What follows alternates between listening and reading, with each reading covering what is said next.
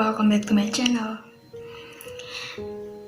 Oke, pada kesempatan kali ini saya bakal buat video apa sih fakta-fakta tentang anak broken home.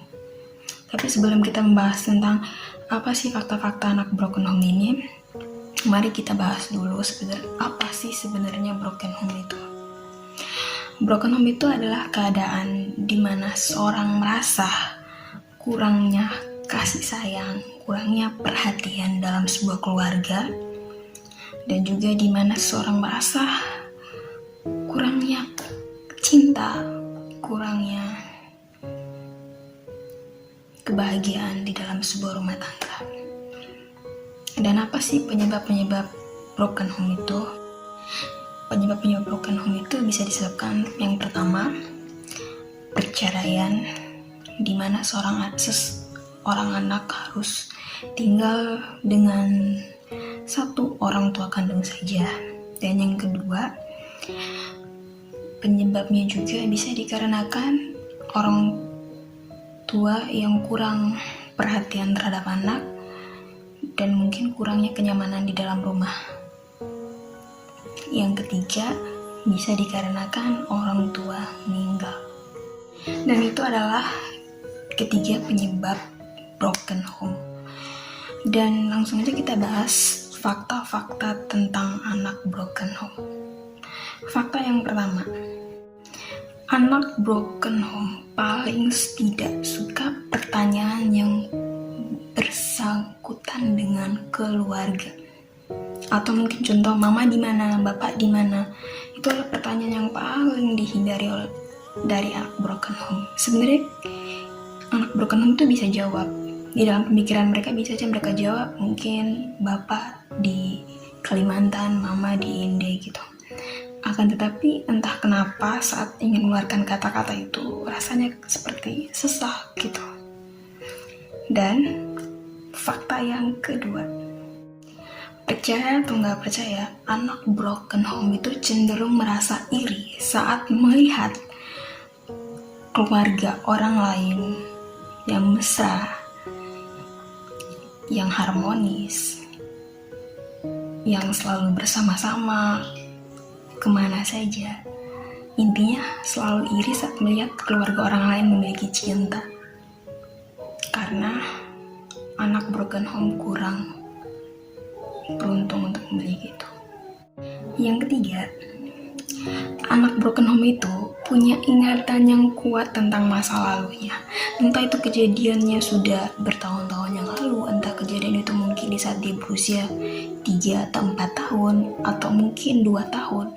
Itu bakal terus, memorinya bakal terus diasah dan tetap ada ingatan tersebut. Entah hilang, akan tapi membekas. Yang keempat, anak broken home itu lebih bisa menghargai suatu hubungan, entah itu persahabatan, entah itu hubungan pacaran, entah itu pertemanan, atau hubungan apapun mereka dapat menghargai itu. Kenapa? Karena mereka tidak ingin merusak hubungan tersebut. Karena mereka tahu bahwa pahitnya sendiri. Mereka tahu rasa kesendirian itu tidak nyaman, tidak enak. Jadi mereka lebih memilih untuk menghargai segala hubungan dan tetap berperilaku baik demi menjaga hubungan tersebut. Dan yang kelima, mungkin teman-teman gak tahu, tapi anak broken home itu suka sedih untuk hal-hal yang kecil. Entah sekecil apapun persoalan itu, anak broken home cenderung merasa sedih. Misalnya mungkin anak broken home itu ingin memberikan sesuatu pada temannya, akan tetapi dia tidak bisa melakukan itu karena ada beberapa kendala, dan itu akan membuat dia sangat sedih. Keenam, anak broken home itu gak bisa ngelihat orang lain sedih. Gak peduli orang itu gak dia kenal, atau orang itu dia kenal, gak peduli kayak gitu, dia tetap sedih aja gitu kalau melihat orang lain berada di posisi itu. Bahkan dia selalu berusaha bagaimana caranya agar orang itu terlepas dari kesedihannya, agar orang itu ceria, agar orang itu bahagia. Ketujuh, anak broken home itu sering mengutamakan kebahagiaan orang lain dibandingkan kebahagiaannya sendiri. Bahkan dia cenderung melupakan kebutuhannya sendiri demi melengkapi kebutuhan orang lain. That's it. Romantis. Sweet banget. Dan yang kedelapan, anak broken home itu mencintai kebebasan. Mereka suka freedom, mereka tidak suka dikekang. Akan tetapi mereka tahu porsi yang disebut kebebasan itu seperti apa. Dan yang terakhir, anak broken home itu cukup kuat dan ikhlas dalam perkara mengikhlaskan, dalam perkara melepaskan. Bahkan anak broken home itu cenderung menjaga segala sesuatu, melindungi segala sesuatu. Akan tetapi saat hal itu sudah tidak bisa dilindungi lagi, atau pihak lain mungkin ingin mengakhiri, maka anak broken home cenderung mengikhlaskan. Kenapa? Karena mereka punya hati yang cukup kuat.